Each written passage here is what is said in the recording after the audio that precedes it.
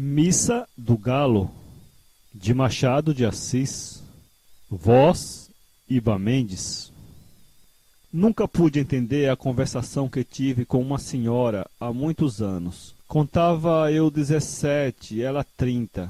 Era noite de Natal. Havendo ajustado com o vizinho irmos à missa do Galo, preferi não dormir. Combinei que eu iria acordá-lo à meia-noite. A casa em que eu estava hospedado era a do escrivão Menezes, que fora casado em primeira núpcia com uma das minhas primas. A segunda mulher, Conceição, e a mãe desta acolheram-me bem, quando vim de Mangaratiba para o Rio de Janeiro, meses antes, a estudar preparatórios. Vivia tranquilo naquela casa assobradada da Rua do Senado, com os meus livros, poucas relações, alguns passeios. A família era pequena, o escrivão, a mulher, a sogra e 2 escravas. Costumes velhos. Às 10 horas da noite toda a gente estava nos quartos. Às 10h30 a casa dormia. Nunca tinha ido ao teatro, e mais de uma vez, ouvindo dizer ao Menezes que ia ao teatro, pedi-lhe que me levasse consigo. Nessas ocasiões, a sogra fazia uma careta e as escravas riam à socapa. Ele não respondia, vestia-se, saía e só tornava na manhã seguinte. Mais tarde é que eu soube que o teatro era um eufemismo em ação. Menezes trazia amores com uma senhora, separada do marido, e dormia fora de casa uma vez por semana. Conceição padecera, a princípio, com a existência da comborça, mas afinal resignara-se, acostumara-se, e acabou achando que era muito direito.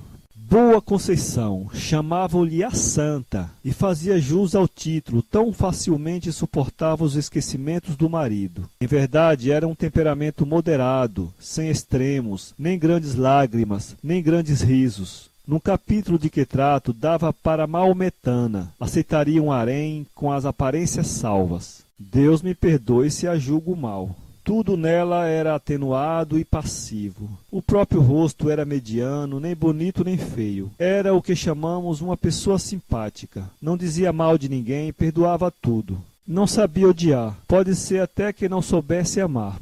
Naquela noite de Natal foi o escrivão ao teatro. Era pelos anos de 1861 ou 1862. Eu já devia estar em Mangaratiba, em férias, mas fiquei até o Natal para ver a missa do Galo na corte. A família recolheu-se à hora do costume. Eu meti-me na sala da frente, vestido e pronto. Dali passaria o corredor da entrada e sairia sem acordar ninguém. Tinha 3 chaves à porta. Uma estava com o escrivão, eu levaria a outra, a terceira ficava em casa.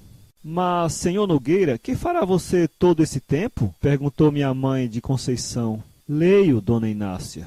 Tinha comigo um romance, Os 3 Mosqueteiros, velha tradução, creio, do Jornal do Comércio. Sentei-me à mesa que havia no centro da sala, e à luz de um candeeiro de querosene, enquanto a casa dormia, trepei ainda uma vez ao cavalo magro de D'Artagnan, e fui minhas aventuras. Dentro em pouco estava completamente ébrio de Dumas.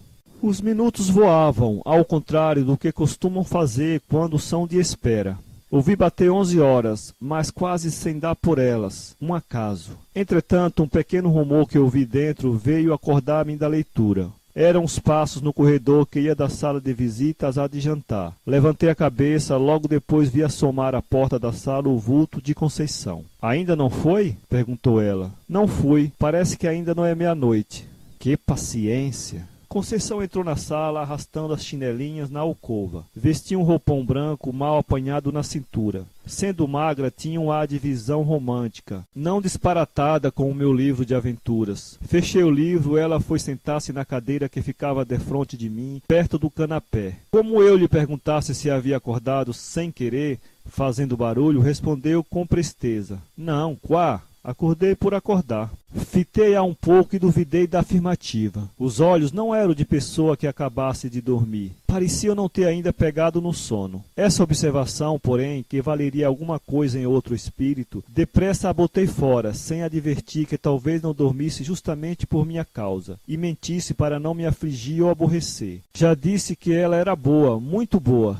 Mas a hora já há de estar próxima, disse eu. Que paciência a sua de esperar acordada enquanto o vizinho dorme, e esperar sozinho. Não tem medo de almas de outro mundo? Eu cuidei que se assustasse quando me viu. Quando ouvi os passos, estranhei, mas a senhora apareceu logo. Que é que estava lendo? Não diga, já sei, é o Romance dos Mosqueteiros. Justamente, é muito bonito. Gosta de romances? Gosto. Já leu A Moreninha, do Dr. Macedo? Tenho lá em Mangaratiba. Eu gosto muito de romances, mas leio pouco por falta de tempo. Que romance é que você tem lido? Comecei a dizer-lhes os nomes de alguns. Conceição ouvia-me com a cabeça reclinada no espaldar, enfiando os olhos por entre as pálpebras meio cerradas, sem os tirar de mim. De vez em quando passava a língua pelos beiços para umedecê-los. Quando acabei de falar, não me disse nada. Ficamos assim alguns segundos. Em seguida, vi-a endireitar a cabeça, cruzar os dedos sobre eles, pousar o queixo, tendo os cotovelos nos braços da cadeira, tudo sem desviar de mim os grandes olhos espertos. Talvez esteja aborrecida, pensei eu, e logo alto.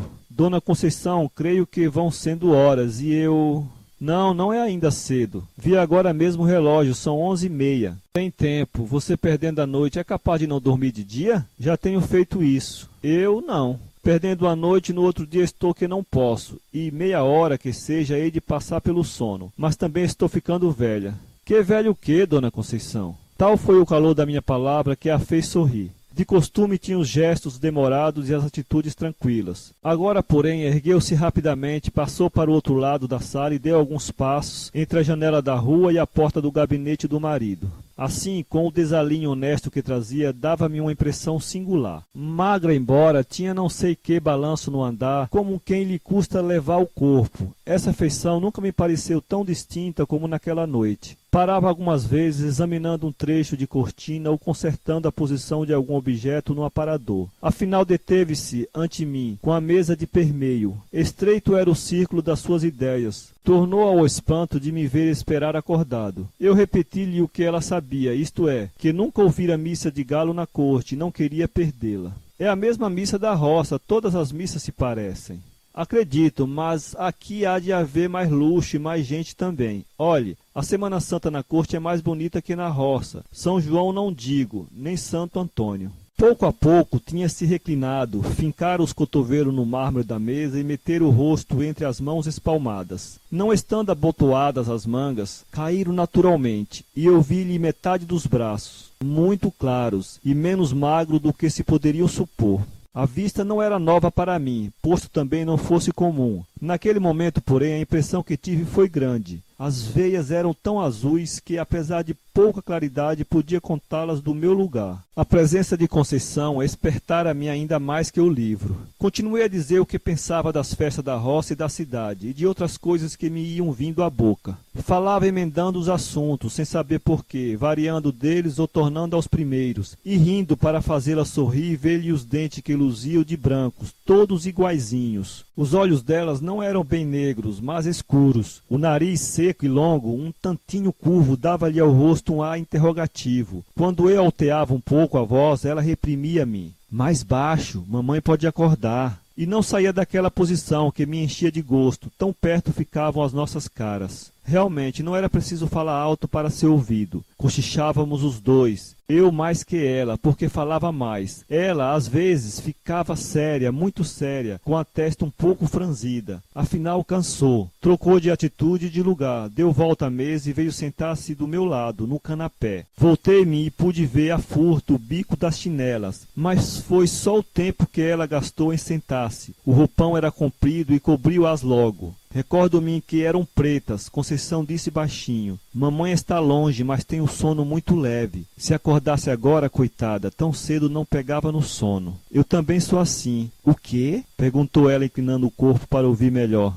Fui sentar-me na cadeira que ficava ao lado do canapé e repeti-lhe a palavra. Riu-se da coincidência. Também ela tinha o sono leve. Éramos 3 sono leves. Há ocasiões em que sou como mamãe, acordando, custa-me dormir outra vez. Rolo na cama à toa, levanto-me, acendo vela, passeio, torno a deitar-me e nada. Foi o que lhe aconteceu hoje. Não atalhou ela.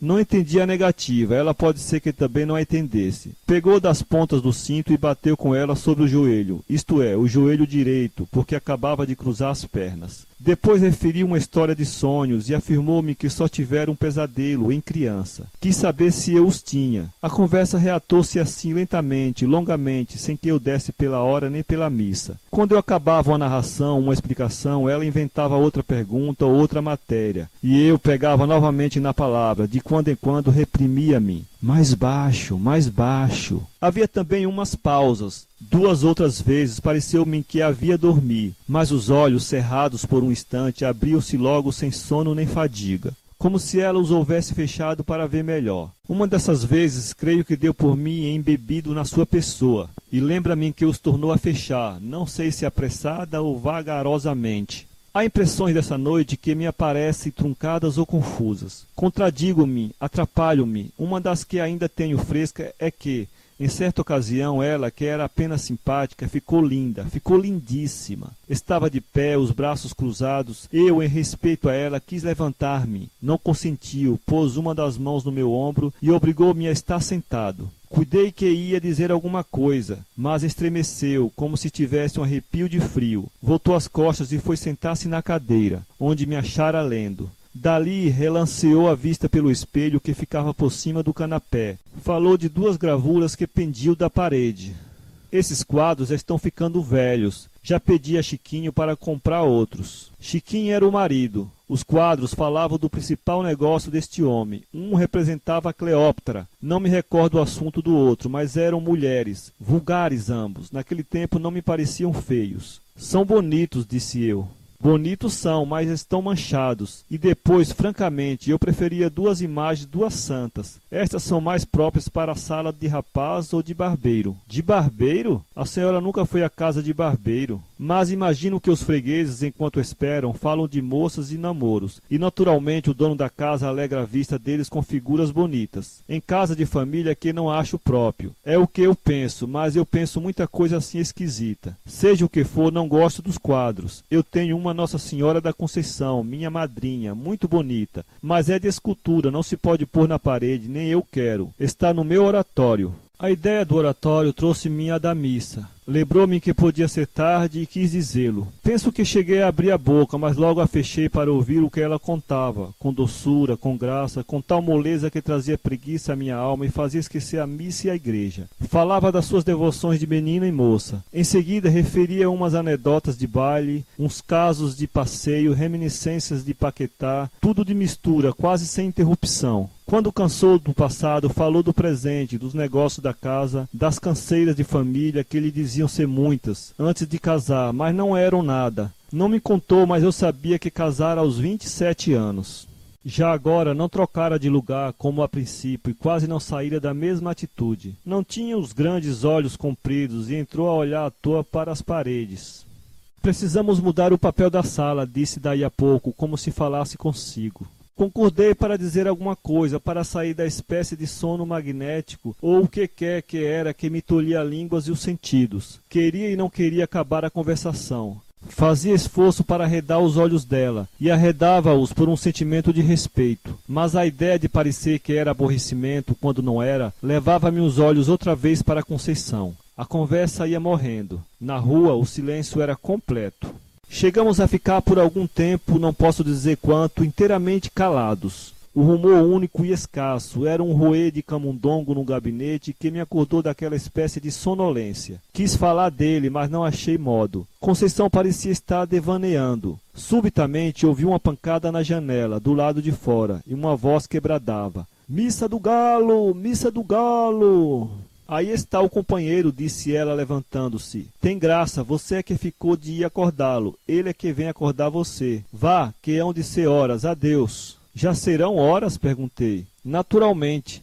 "Missa do Galo!" repetiram de fora, batendo. "Vá, vá, não se faça esperar. A culpa foi minha. Adeus, até amanhã." E com o mesmo balanço do corpo, Conceição enfiou pelo corredor dentro, pisando mansinho. Saí à rua e achei o vizinho que esperava. Guiamos dali para a igreja. Durante a missa, a figura de Conceição interpôs-se mais de uma vez entre mim e o padre. Fiquei isto à conta dos meus 17 anos. Na manhã seguinte, ao almoço, falei da missa do Galo e da gente que estava na igreja sem excitar a curiosidade de Conceição. Durante o dia achei-a como sempre, natural, benigna, sem nada que fizesse lembrar a conversação da véspera. Pelo ano bom fui para Mangaratiba. Quando tornei ao Rio de Janeiro, em março, o escrivão tinha morrido de apoplexia. Conceição morava no Engenho Novo, mas nem a visitei, nem a encontrei.